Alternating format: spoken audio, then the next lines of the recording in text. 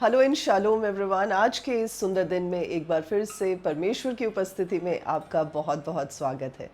मैं विश्वास करती हूँ कि आज की इस मैसेज के साथ और प्रार्थनाओं के साथ आप अपनी लाइफ में सही डिसीजन को ले पाएंगे। जिस जगह पर आप खड़े हैं सही निर्णय को लेकर अपनी लाइफ को बेहतर बना पाएंगे और हर तरह की मुश्किल और हर तरह के आने वाली कठिन परिस्थितियों से अपने आप को बचा पाएंगे। मैं एक कहानी के साथ आज के इस मैसेज को शुरू करना चाहती हूँ। एक बार एक लड़की होती है, बहुत वाइब्रेंट, कुछ करना चाहती है लाइफ में और वो देखना चाहती है कि उसके पास कौन सा गिफ्ट है। तो उसके पेरेंट्स उसको एक अच्छा सा कैनवस ला कर देते हैं, पेंट्स ला कर देते हैं, ब्रशेस ला कर देते हैं। और क्योंकि वो गिफ्टेड होती है तो थोड़ी ही प्रशिक्षण, थोड़ी ही ट्रेनिंग के साथ वो बहुत ब्यूटीफुल पेंटिंग्स बनाना शुरू हो जाती है। जैसे जैसे वो अपने मास्टर स्ट्रोक को लगाती है, अपने ब्रश को चलाती है, एक के बाद एक बढ़िया और उम्दा पेंटिंग्स वो बना पाती है। अब उसे ये लगना शुरू हो जाता है कि अगर वो इतनी बढ़िया पेंटिंग्स बना पा रही है तो वो लाइफ में कुछ भी कर सकती है। अगर वो किसी भी चीज़ पर अपने फोकस को, अपने ध्यान को लगाएगी, प्रशिक्षण लेगी तो वो कुछ भी अच्छा कर सकती है। तो अगले कुछ साल वो अपने आप को सिर्फ इसी कंफ्यूजन में पाती है कि उसे क्या करना चाहिए। क्या उसे मेडिकल लाइन में जाना चाहिए, या उसे टीचिंग प्रोफेशन में जाना चाहिए, या वो एक आर्किटेक्ट बन जाए, या फिर कोई और ऐसा काम जिससे उसके मन को शांति मिले कि मैंने कुछ बड़ा किया है। काफ़ी साल निकल जाते हैं और वो डिसाइड ही नहीं कर पाती, क्योंकि उसे लगता है ये भी अच्छा है, वो भी अच्छा है, मैं ये भी कर सकती हूँ, मैं वो भी कर सकती हूँ। तो वो सही डिसीजन नहीं ले पाती। तकरीबन 25 साल के बाद जब वो ज़्यादा यंग नहीं रहती तो उसके मन में एक बार बात आती है कि मैंने शुरुआत तो बहुत अच्छी की थी, अगर मैं उसी समय, उन्हीं टाइम्स में सही निर्णय लेती तो आज शायद मैं कुछ बन पाती।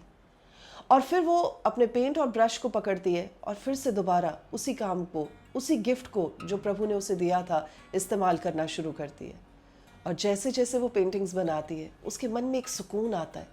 जैसे जैसे उन पेंटिंग्स को देखती है वो जान पाती है कि यही वो काम था, यही वो बुलाहट थी जिसके लिए परमेश्वर ने उसे बुलाया था। यही वो था जिससे वो खुद भी सैटिस्फाई हो सके और उसके इर्द गिर्द के लोग भी उसके हुनर को देखकर उससे आशीष पा सके। मेरे अजीजों, कई बार हम बहुत समय लगा देते हैं, एक अरसा निकल जाता है सही डिसीजन तक पहुंचने के लिए, और क्योंकि टाइम निकल जाता है तो इसलिए उस डिसीजन के शायद कोई मायने नहीं रह जाते। आज मैं आपको इनकरेज करना चाहती हूँ कि परमेश्वर का वचन क्या कहता है निर्णय लेने के बारे में और खड़े रहने के बारे में, मजबूत होने के बारे में।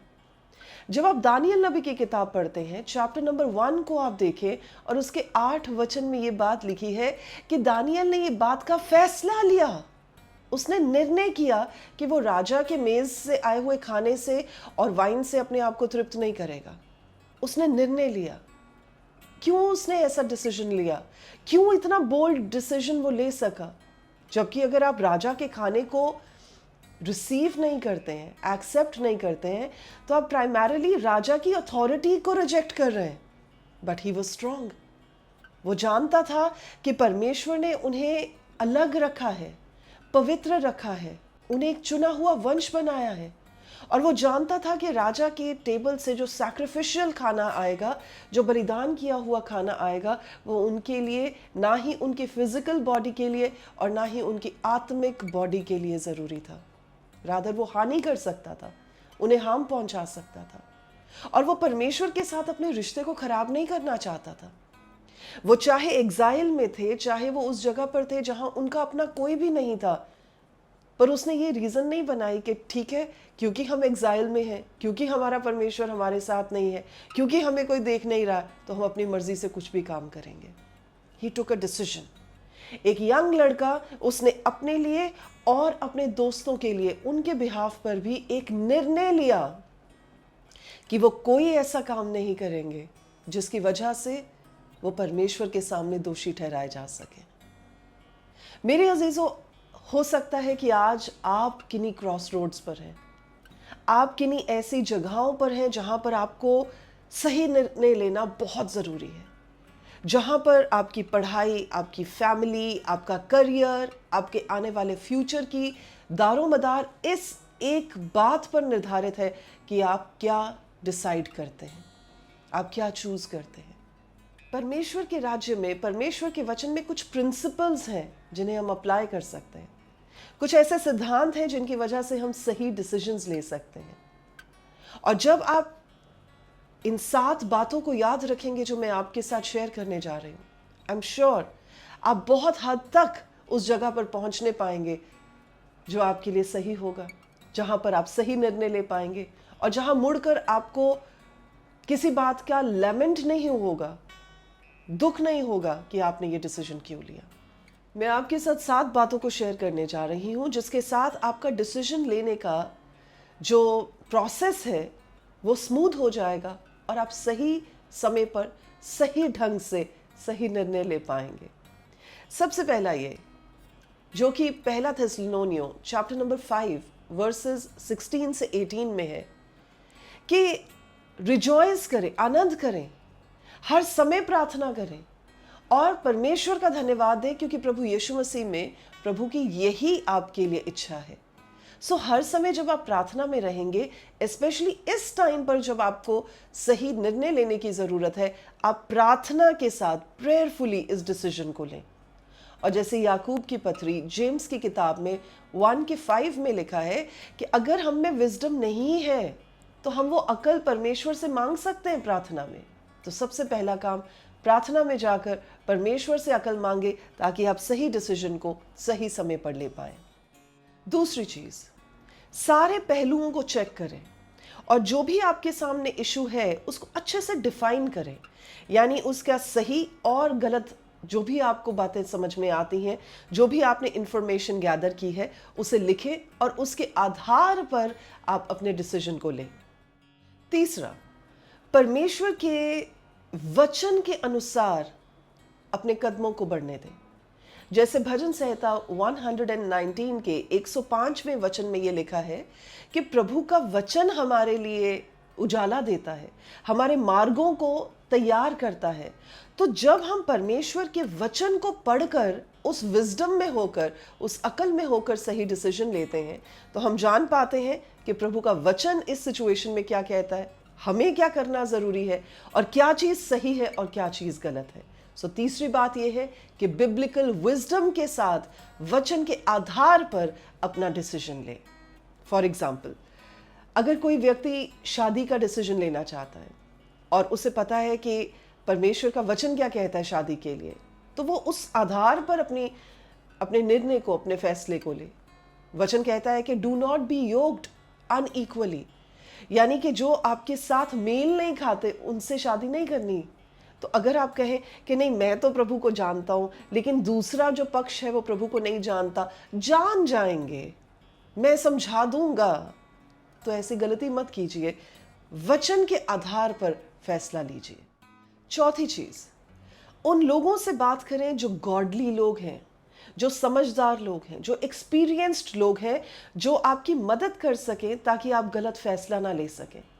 जब आप प्रोवर्ब्स नीति वचन 15:22 पढ़ते हैं, वहां पर यह बात लिखी है कि जहां पर सम्मति नहीं होती, यानी जहां पर कोई काउंसल करने वाला नहीं होता, तो प्लान्स क्या होते हैं, फेल हो जाते हैं।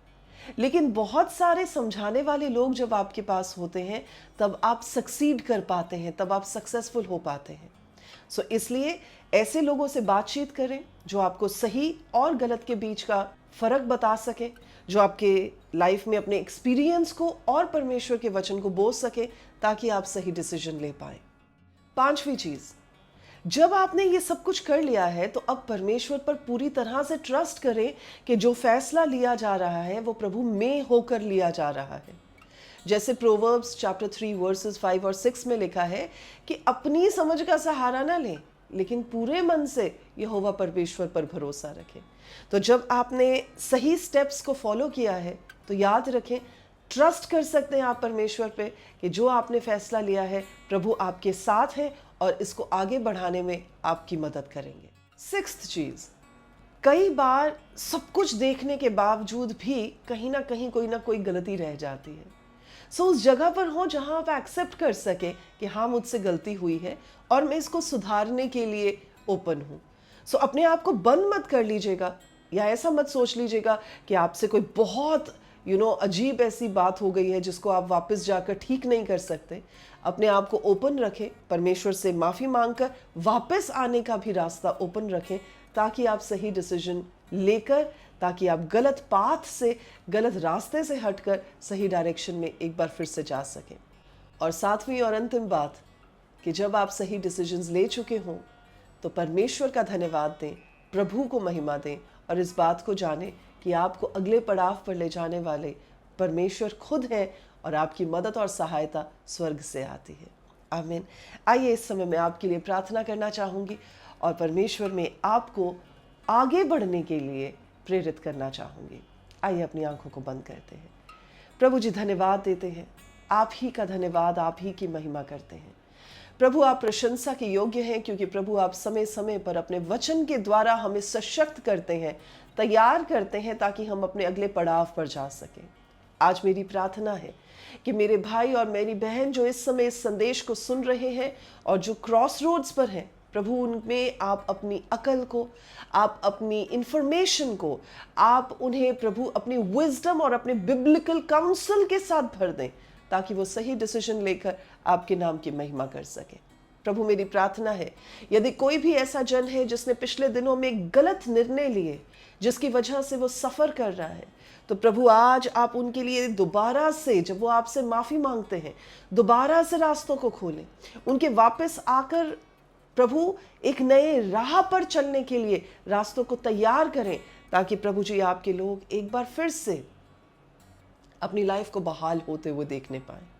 धन्यवाद देते हैं प्रभु, आपकी विजडम, आपका वचन, आपके पवित्र आत्मा की सहभागिता, आपकी गाइडेंस को प्रभु आपके लोगों में मांगते हैं। धन्यवाद के साथ सारा आदर आपके नाम को देते हुए प्रभु यीशु के नाम से इस प्रार्थना को मांगते हैं। आमीन और आमीन।